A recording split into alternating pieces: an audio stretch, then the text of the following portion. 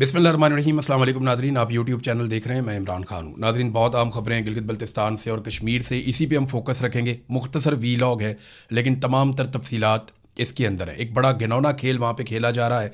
सबसे पहले तो गिलगित बल्तिस्तान में वारदात मुकम्मल कर ली गई है, अब सिर्फ डालने की तैयारी है। यानी हुकूमत कैसे बनेगी, उसकी बंदर बांट कैसे होगी, किसको क्या मिलेगा, इसके बारे में चीज़ें और फार्मूला तय पा गया है। अब ये तमाशा सिर्फ आपने देखना है और ये तमाशा होता हुआ नज़र आएगा। किस तरीके से लाके कठपुतली हुकूमत बिठाई जाएगी गिलगित बल्तिस्तान में। ये रीटेलीकास्ट होगा 8 फरवरी 2024 के इलेक्शन का, जो गिलगित बल्तिस्तान में होने जा रहा है। अब गिलगित बल्तिस्तान के लोगों पे मुनहसर है कि वो इस सारे माहौल के अंदर खड़े होते हैं या नहीं होते। अल्लाह रब्बुल इज़्ज़त किसी भी चीज़ को रोक सकते हैं, लेकिन यहाँ ये ताकत अल्लाह ताला ने इंसानों को दी है और गिलगित बल्तिस्तान के लोगों के पास ये ताकत है कि वो अपने ऊपर इस जालिम रजीम को मुसल्लत होने देते हैं या इसका रास्ता रोकते हैं। अगर ये जालिम रजीम मुसल्लत हो गया तो मेरी बात याद रखिएगा, मैं हर गिलगित बल्तिस्तान के शहरी को ये कह रहा हूँ कि 5 साल तक उनका हक मारा जाएगा, उनके तमाम वसाइल पर कब्जा किया जाएगा। कठपुतली हुकूमत जो बनाई जाएगी वो हर चीज़ लिख कर दे देगी और अवाम सिर्फ धरने देते रह जाएंगे। आपके पल्ले कुछ नहीं बचेगा। मैं फिर बता रहा हूँ, गिलगित बल्तिस्तान के लोग ही अब एक वाहिद उम्मीद रह गए हैं कि वो लोग अपने हक के लिए खड़े हों और इस रजीम की तब्दीली को नाकाम बनाएं, क्योंकि वहाँ पे अब रजीम तब्दील किया जा रहा है। एक तरह से ये इलेक्शन नहीं है, मजाक हो रहा है। प्री पोल रिगिंग हमने बड़े पैमाने पर देख ली है और पोलिंग वाले दिन की रिगिंग अभी हमने देखनी है और उसके बाद जो नताए जाएंगे वो भी हमने देखने हैं और उसके बाद फिर ये कौम को बजट के अंदर उलझा देंगे। यानी करेंगे ये कि गिलगित बल्तिस्तान में धांधला अनाउंस करने के फ़ौरन बाद ये बजट की खबरें चलानी शुरू कर देंगे पाकिस्तान के मीडिया पे और गिलगित बल्तिस्तान का इलेक्शन कहीं गायब हो जाएगा।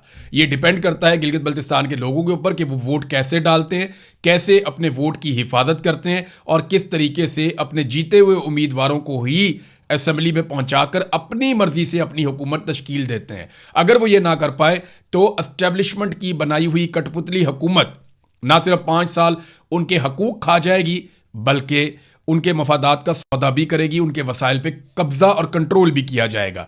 अब नादरीन आ जाएं कश्मीर की सूरत हाल पे, तो कश्मीर में बड़े पैमाने पे सिक्योरिटी फोर्सेस दाखिल होना शुरू हो गई हैं। उनकी वीडियोस आ रही हैं और वीडियोस के ऊपर जो लोग तबसरा कर रहे हैं वो तो मैं यहाँ बयान भी नहीं कर सकता। तो कश्मीरियों के अंदर एक नफरत की आग लगाई जा रही है। आपको याद होगा ये जो कश्मीर से रिलेटेड अकाउंट्स हैं वो स्टेटमेंट निकाल कर चला भी रहे हैं और उसको बता भी रहे हैं कि मोहसिन नकवी ने डी चौक में 2024 में जब नवंबर में एहतजाज हो रहा था तो मोहसिन नकवी ने बतौर वज़ीर दाखिला डी चौक में खड़े होकर ये कहा था कि कश्मीरी जो हैं वो पाकिस्तान के आईनी शहरी नहीं हैं। अगर वो एहतजाज में आए तो ये रियासत पाकिस्तान पर हमला तसव्वुर होगा और दहशतगर्दी की FIR काटी जाएंगी। अब पाकिस्तानी फोर्सेस जो है वो उस वक्त आज़ाद कश्मीर में दाखिल की जा रही हैं जिस वक्त आज़ाद कश्मीर के शहरी अपने बुनियादी हुकूक के लिए, अपने आइनी और कानूनी और जमहूरी हुकूक के लिए, अपने सियासी हुकूक के लिए आवाज़ उठा रहे हैं और पुरअमन एहतजाज करने जा रहे हैं। तो बड़े पैमाने पर फोर्सेस को वहाँ पे दाखिल किया जा रहा है। एक चीज़ नादरीन आपको याद रखनी पड़ेगी, मैंने आपको पिछले वीलॉग में भी बताया था। मैं ये बताता हूँ कि एहतजाज कामयाब होगा या नाकाम होगा और उसको रोकने के लिए कितनी कोशिशें की जा रही हैं, ये सारी चीज़ें आपके सामने रखता हूँ। लेकिन मैंने आपको बताया था कि सुप्रीम कोर्ट में ले गए हैं, जो कश्मीर की सुप्रीम कोर्ट है वहाँ पे इस मामले को ले जाया गया ताकि मामले को दबाया जा सके या डिले में डाला जा सके, जो एहतजाज की सूरत हाल आज़ाद कश्मीर के हवाले से है। अब उसमें जो सबसे मेन मुतालबा है वो 12 मुहाजिर नशिस्तों का है। मैंने आपको पहले भी बताया था जब पिछली मरतबा यह एहतजाज हो रहा था कि हुकूमत शायद सारा कुछ मान जाए, लेकिन ये 12 मुहाजिर नशिस्तों के मामले पे एस्टेब्लिशमेंट नहीं मानेगी, क्योंकि इन्हीं 12 बंदों के ज़रिए से वो पूरे आज़ाद कश्मीर को हमेशा से कंट्रोल करते आए हैं। आज़ाद कश्मीर में कठपुतली हुकूमतें बनाने के लिए जो सबसे बड़ी चाबी एस्टेब्लिशमेंट के हाथ में है वो ये 12 मुहाजिर नशिस्तें हैं।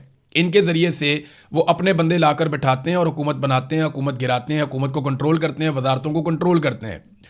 तो इसमें जो एक मौक़िफ़ है अवामी एक्शन कमेटी का, ज़रा वो भी आप देख लें कि वो इसके बारे में क्या कहते हैं कि ये नुमाइंदगी है कश्मीर की या सियासी इंजीनियरिंग है। आज़ाद जम्मू कश्मीर के अवाम को यह सवाल ज़रूर पूछना चाहिए कि आखिर 12 मुहाजिर नशिस्तों का मकसद क्या है। अगर ये नशिस्तें वाकई मुहाजिरीन की नुमाइंदगी के लिए हैं तो फिर इनका किरदार रियासत के अवामी मैंडेट को तब्दील करने, हुकूमतें बनाने और गिराने और सियासी सौदेबाजी का मरकज़ क्यों बन जाता है? हकीकत यह है कि ये नशिस्तें आज़ाद कश्मीर के अंदर बसने वाले अवाम के हक़ के हुक्मरानी पर एक मुस्तकिल सवालिया निशान है। वो लोग जो रियासत की जुग्राफियाई हुदूद से बाहर रहते हैं, जिन पर आज़ाद कश्मीर के कवानीन नाफिज नहीं होते, जो रोज़मर्रा रियासती मसाइल का सामना नहीं करते, उन्हें रियासत के सियासी मुस्तकबिल का फैसला कुन इख्तियार देना जमहूरी असूलों से मुताबिकत नहीं रखता। इन नशिस्तों के ज़रिए न सिर्फ इंतखाबी अमल को मुतासर किया जाता है, बल्कि अवामी मैंडेट को भी कमज़ोर किया जाता है। यही वजह है कि हर इंतखाब के बाद ये नशिस्तें अवामी नुमाइंदगी के बजाय इक़्तिदार की सियासत का हथियार बनती नजर आती हैं। 12 मुहाजिरीन नशिस्तों का खात्मा, इसका मुतालबा किसी फ़र्द वाहिद, जमात या मुहाजिर बरादरी के खिलाफ नहीं है, बल्कि एक गैर फितरी और गैर जमहूरी सियासी बंदोबस्त के खिलाफ है। जो एक सियासी बंदोबस्त किया है एस्टेब्लिशमेंट ने वहाँ पे, ये उसके खिलाफ वो ये कह रहे हैं कि ये हम मुतालबा कर रहे हैं।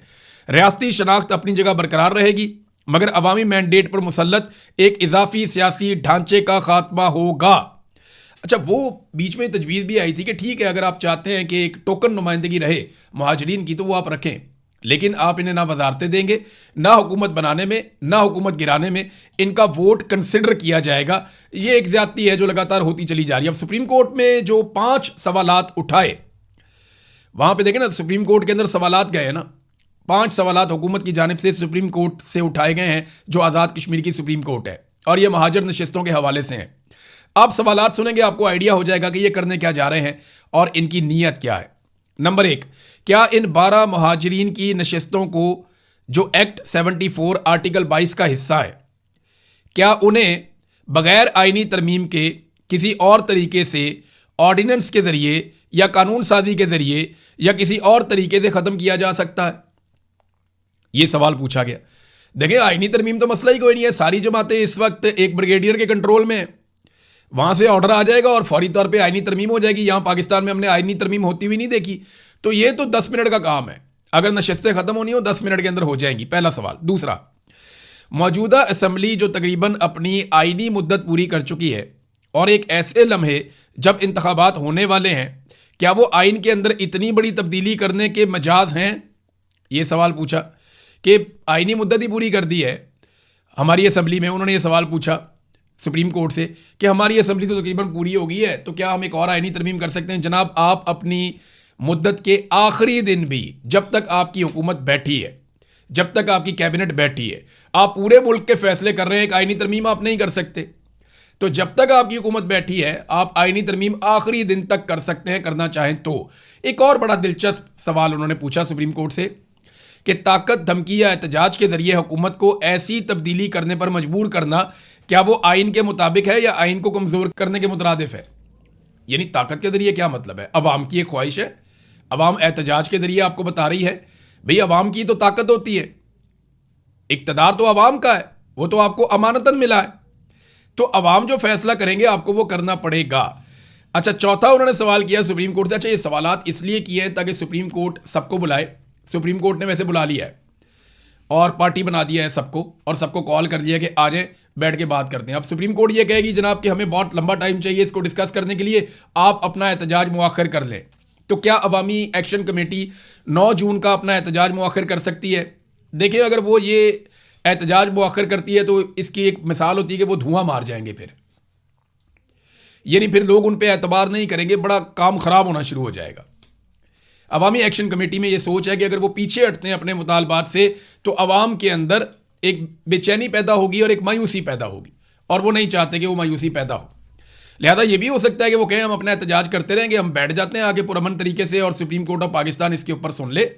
और अगर आपने इमरजेंसी में सुना है तो 24 घंटे 48 घंटे लगातार सुनिए, सुनने के बाद फैसला कीजिए इसके ऊपर, फिर हम अपना फैसला करेंगे।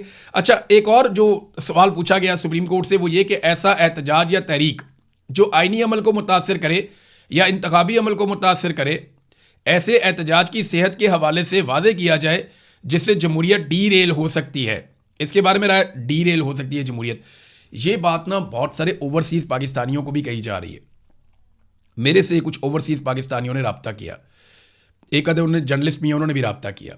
उन लोगों ने कहा जी वहाँ पे कश्मीर में इमरजेंसी लगा दी जाएगी और हम सबको आवाज़ उठानी चाहिए कि 9 जून का एहतजाज मुअख्खर कर दिया जाए, क्योंकि इस बात का बड़ा ख़तरा है कि जनाब कश्मीर के अंदर इमरजेंसी लगा दी जाएगी। मैंने एक सादा सवाल किया, मैंने कहा आज कश्मीर में किसकी हुकूमत है? तो उन्होंने कहा जी आपको तो पता ही है। मैंने कहा नहीं, मुझे नाम बताएं किसकी हुकूमत है। उन्होंने कहा जी मिलिट्री एस्टेब्लिशमेंट की हुकूमत है, फ़ौज की हुकूमत है, वहाँ पे एक ब्रिगेडियर पूरा निज़ाम चला रहे हैं। तो मैंने कहा बदनामी किसकी हो रही है? तो उन्होंने मुझे बताया कि सियासतदानों की हो रही है। तो मैंने कहा फिर जो निज़ाम चला रहा है उसको इमरजेंसी लगा के खुद सामने आने देना, ताकि बदनामी भी उनके गले पड़े। तो मेरी बात में उनको लॉजिक नजर आई। देखें बात सादी सी है, अभी भी कोई जमहूरियत नहीं है वहाँ पे। मैं पाकिस्तान में जब कोई कहता है ना मार्शल लॉ लगा देंगे, आसिम मुनीर साहब, इमरान खान साहब को मैंने ये सवाल भी एक दिन किया था, तो उन्होंने कहा लगा दे मार्शल लॉ, जो पीछे बैठ के गेम डाल रहा है सामने आके कर ले। ये इमरान खान साहब के अल्फाज थे कि लगा दे मार्शल लॉ, मुझे कोई फर्क नहीं पड़ता। जो पीछे बैठ के गेम डाल रहा है वो सामने आकर गेम डाले ना, ताकि उसकी शक्ल लोग देखें, लोगों को पता चले कि भाई ये आदमी जिम्मेदार है महंगाई के लिए, परेशानी के लिए, गुर्बत के लिए, बेरोजगारी के लिए, हालात की खराबी के लिए, इंसानी हकूक की पामालियों के लिए जो जिम्मेदार है वो खुद सामने आ जाए। सियासतदानों को सामने करके, अब बहुत सारे सियासतदान हैं जिनकी ड्यूटी लगाई गई है कि आप ओवरसीज पाकिस्तानियों को कंट्रोल करें, और लगातार ओवरसीज पाकिस्तानियों से राब्ते किए जा रहे हैं। उन्हें कहा जा रहा है कि आपने बिल्कुल फंडिंग नहीं करनी, बिल्कुल आवाज़ नहीं उठानी, बल्कि आप पूरी कोशिश करें कि 9 जून का एहतजाज किसी तरीके से मौखर करवाया जा सके। और मौखर करने की वजूहत जो है ना वो 2-3 बताई जा रही है। एक ये कि इमरजेंसी लगा दी जाएगी, दूसरी बताई जा रही है बहुत बड़े पैमाने पर खून खराबा कर दिया जाएगा कश्मीर के अंदर, जितने बड़े पैमाने पे वहाँ पे सिक्योरिटी फोर्सेस को दाखिल किया गया है, और बहुत सारे इदारों को जो है वो कहा गया कि आपने स्टैंड बाई पे रहना है। तो ये खौफ फैलाया जा रहा है ओवरसीज पाकिस्तानियों में। तो ओवरसीज पाकिस्तानियों से मेरी बात हुई, वो खौफजदा तो नहीं है लेकिन उनके बड़े कंसर्न्स हैं। अब देखते हैं कि जॉइंट अवामी एक्शन कमेटी क्या फैसला करती है। 5वां सवाल उन्होंने पूछा, क्या यह हुकूमत और रियासती इदारों पर जिम्मेदारी आयद होती है कि वो इंतखाबात अमन व अमान और आइनी प्रोसेस को जारी रहने के अमल को यकीनी बनाएं? तशरीह फरमाएं।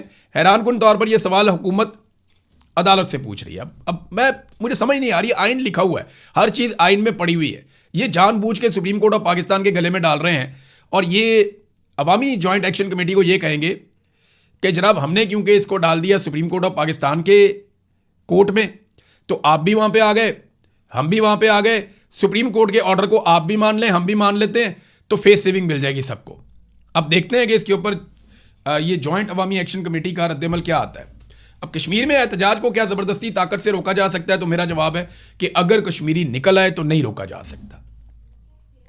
देखें, अगर पूरा कश्मीर निकल आता है ना, 45 लाख की आबादी है कश्मीर की, और अगर कश्मीरी लाखों की तादाद में निकल आते हैं ना, तो फिर एक भी गोली नहीं चलेगी, फिर एक भी डंडा नहीं चलेगा, फिर कश्मीरियों की बात मानी जाएगी, वो बात तस्लीम की जाएगी। लेकिन अगर कश्मीरी थोड़े थोड़े निकलते हैं तो फिर आंसू गैस की शैलिंग भी होगी, मार कुटाई भी होगी, डंडा सोटा भी होगा, गोली भी चल सकती है, बंदे शहीद भी हो सकते हैं। अब ये कश्मीरियों पे मुनसर है कि वो अपने हुकूक हासिल करने के लिए बगैर तशद्दुद वाला रास्ता इख्तियार करते हैं या तशद्दुद वाला। अगर वो सारे निकल आते हैं और बड़ी तादाद में निकल आते हैं तो फिर तो कोई तशद्दुद की गुंजाइश ही नहीं है, फिर तो मुतालबात तस्लीम किए जाएंगे।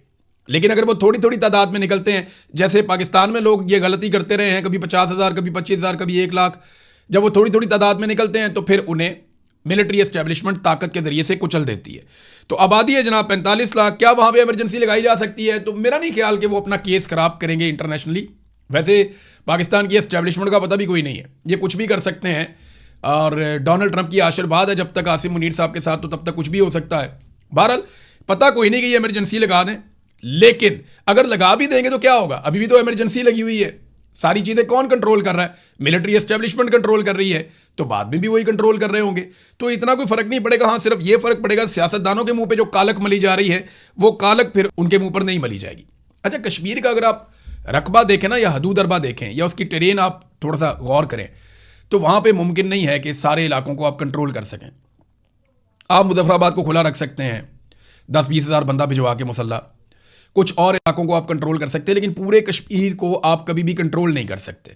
और ये तहरीक की खूबी है कि ये पूरे कश्मीर में, ये हर गांव में, हर ज़िले में, हर इलाके में, हर जगह पे, हर टाउन के अंदर ये तहरीक फैली हुई है, नौजवानों के दिल की आवाज़ बनी हुई है। तो ये बहुत मुश्किल हो जाएगा, और बहुत बड़े बड़े ट्रांसपोर्टर्स इस तहरीक के अंदर शामिल हैं। पूरे कश्मीर में पहिया जाम हड़ताल भी हो जाएगी, हालात बहुत ख़राब हो सकते हैं। अच्छा, इसमें कुछ जो है वो SOPs भी जारी किए गए हैं अवामी एक्शन कमेटी की जानिब से। एक तो ये कि उनको इंडिया का एजेंट करार देने की कोशिश की जा रही है, उस पर शौकत नवाज मीर ने एक वीडियो भी बनाई। फील्ड मार्शल आसिम मुनीर के नाम एक पैगाम, उनकी तारीफें भी बहुत की और बाद में ये कहा कि आपका एक ऑफिसर जिद पे अड़ा हुआ है, एक इदारे का ऑफिसर। अब हम सारे जानते हैं वो ब्रिगेडियर फाइक की बात कर रहे हैं, जिनको यहाँ लाहौर से ले जाया गया था कश्मीर में। तो जो उन्होंने लाहौर में किया मिलते जुलते काम वो कश्मीर में भी कर रहा है। अब उसके बारे में शौकत नवाज मीर साहब ने इशारतन बताया आर्मी चीफ को कि यार अब ये बंद करवाएं सिलसिला। तो इसको एक तरह से आप कहते हैं हुज्जत तमाम करना। वो सबसे राब्ता करके सबको बता रहे हैं जनाब हम आपके खिलाफ नहीं, हम रियासत के खिलाफ नहीं है, हमारे ऊपर इंडियन एजेंट होने का, गद्दार होने का दाग लगाया जा रहा है, ज़बरदस्ती हमें गद्दार डिक्लेयर किया जा रहा है, हमें गद्दार बनाने की कोशिश की जा रही है। तो आसिम मुनीर के नाम एक पैगाम भी जारी किया शौकत नवाज मीर ने। बाकी लोगों के बारे में भी करेंगे। मुझे इत्तला मिली है कि शायद यूनाइटेड नेशन के बारे में भी एक पैगाम कश्मीरी क़यादत जारी कर सकती है। अब नाज़रीन, अवामी एक्शन कमेटी ने जो अहकाम दिए हैं ज़रा मैं आपके सामने रख दूँ एहतजाज के हवाले से। 9 जून लॉन्ग मार्च की तैयारी के लिए ज़रूरी सामान कौन कौन सा लेकर आना है वो बता रहे हैं।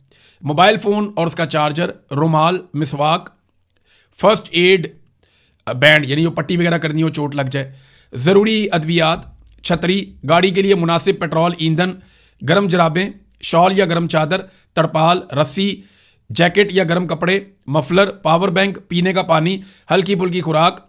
और खुसूसी हदायत ये की गई है मौसम के हवाले से और अपने साथियों का भी आप ख्याल रखें और ज़रूरियात के मुताबिक अपना सामान अपने साथ रखें, मुनज़्ज़म रहें और कामयाब लॉन्ग मार्च के लिए ज़बरदस्त तैयारी ज़रूरी है।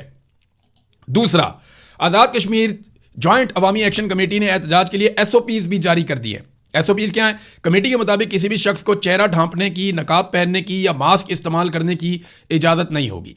इस तरह कोई भी फ़र्द अपने साथ किसी किस्म का असलहा नहीं ला सकेगा। एलामिया में कहा गया कि किसी इदारे, सियासी जमात, शख्सियत या रियासत के खिलाफ नफरत अंगेज गुफ्तगू की इजाज़त नहीं होगी। एहतजाज में शामिल अवामी एक्शन कमेटी की मुख्तलिफ टीमें तमाम गाड़ियों का बाकायदा रिकॉर्ड मुरतब करेंगी, जबकि जारी करदा ज़ाब्ता अखलाक की खिलाफ वर्जी करने वाले अफराद को फौरी तौर पर एहतजाज से निकाल दिया जाएगा। हर शख्स अपने साथ अपना शनाख्ती कार्ड रखेगा। अब फॉल्स फ्लैग ऑपरेशन से बचने के लिए भी पूरी कोशिश की जा रही है। नाज़रीन, वैसे मैं आपको एक बात बताऊं, जिस सुप्रीम कोर्ट में ये मुकदमा ले जाया गया आज़ाद कश्मीर की हुकूमत और इस्टेब्लिशमेंट की जानिब से मिल मिला करके कि जनाब ये मुहाजिरों की नशिस्तों का क्या करना है, यही तो असल मसला है, यही तो रोला है। तो ये जहाँ पे ले जाया गया वो चीफ जस्टिस खुद भी मुहाजिर हैं। चीफ जस्टिस राजा सईद अकरम खान साहब जो हैं वो खुद मुहाजिर हैं और उनका ताल्लुक पंजाब से है। अब एक मुहाजिर के सामने आप मुहाजिर नशिस्तों के खिलाफ लेकर चले गए हैं। बहरहाल सुप्रीम कोर्ट से तो उम्मीद यही रहती है कि वो इंसाफ करेगी, लेकिन पाकिस्तान में जैसे अदलिया को कंट्रोल किया गया है, इंसाफ तो नापैद ही हो गया। अब तक के लिए इतना ही। अपना ख्याल रखिएगा, अपने इस चैनल का भी। अल्लाह हाफ़िज़।